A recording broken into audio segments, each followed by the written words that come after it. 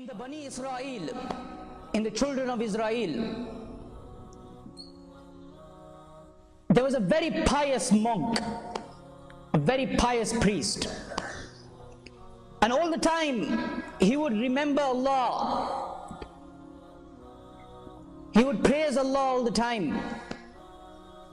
So in that very town, there were three brothers who had a beautiful sister. So these three brothers had to go to war. So they decided, what are we going to do with our sister? We are going to be out there for months and months. Who is going to look after our sister? So they decided that what we will do is that we will ask the monk. He is very pious, he is a very pious person. He'll take good care of our sister, and there is no fear of any danger from him. So they go to this priest and they say to him, this monk, and they say to him that this is the reason why we are going to war, and we have our sister and we want you to look after her whilst we are away. So because this person was very pious, he says to them that I cannot do this. So they continue persuading him. And then Shaytaan comes to the monk, and he makes this idea sound and look very warming to him. So the priest, this monk, he says, okay, I will look after her whilst you are gone. But there is one condition, that she will stay in the opposite house from where I stay. So she will stay in that side and I will stay on the opposite side. So I do not have to see her. So the brothers agreed. They left for war and they left their sister with this monk.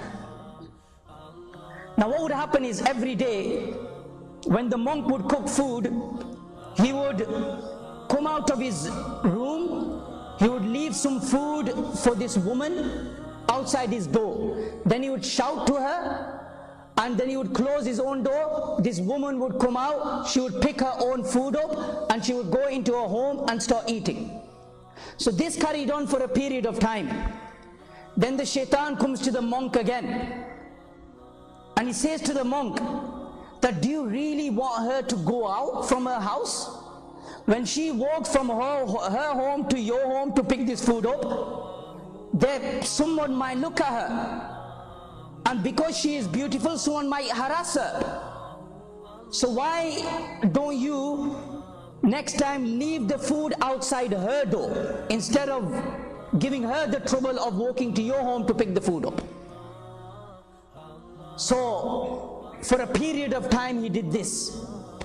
He would leave the food outside her home, and she would open the door and she would eat her food. Then the Shaytaan came to the monk again, and he said to the monk, you know, this is a sister, and she is the only sister of three brothers, and she's been stuck in that room. She's been like a prisoner in that room. So why don't you go and chat to her? Why don't you go and talk to her?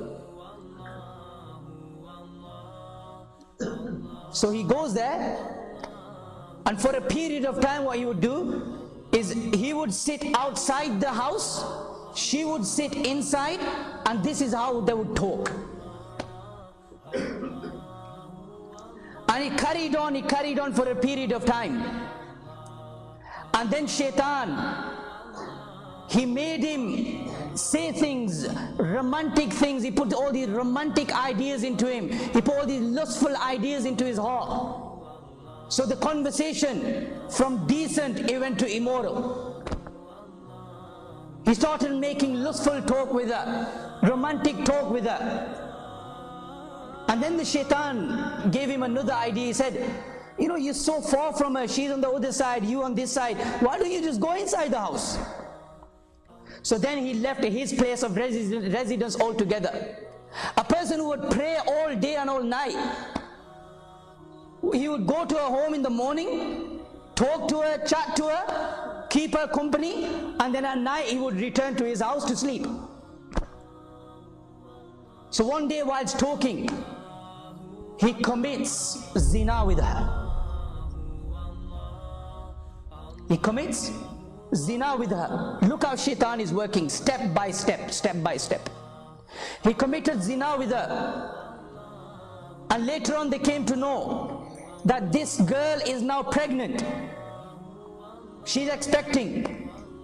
So this monk, he became very scared, that if these brothers, when they come back and they find out what I have done, then they're gonna kill me. So Shaytaan puts the idea in his head that murder her and then bury her, and when her brothers come back, say to them that she died of an illness. They've been away for months anyway, and then say to them that she died of an illness. So this is what he did. Whilst the child was still in the stomach, he buries her, killed her, and then buried her. And when the brothers came back, they asked him, where is our sister? So he said, well, she fell ill and she died, and I buried her. This is her grave. That night when these three brothers were asleep, Shaytaan came into their dreams, and Shaytaan had informed them of what had happened. So in the morning they went to the monk, and they said to him that, have you killed our sister? We have been informed in our dream that you have murdered our sister. He agrees to it. He admits it. So they take him to the local judge, who rules the death penalty, that this person, this monk, is now to be hanged. Now whilst he is being, before he is hanged, Shaytaan comes to this monk. Allahu Akbar. And Shaytaan says to him that it was I who made this girl come to you. It was I who made you talk to her. It was I who made you commit zina with her. And it was I who made you kill her. And the only person who can save you now is me. Prostrate in front of me and I will save you. Now this monk, he had nowhere to go. So what does he do? He prostrates in front of Shaytaan. And once he had prostrated in front of Shaytaan, what does Shaytaan say to him? Mission accomplished. This is what I wanted. I wanted you to go into disbelief.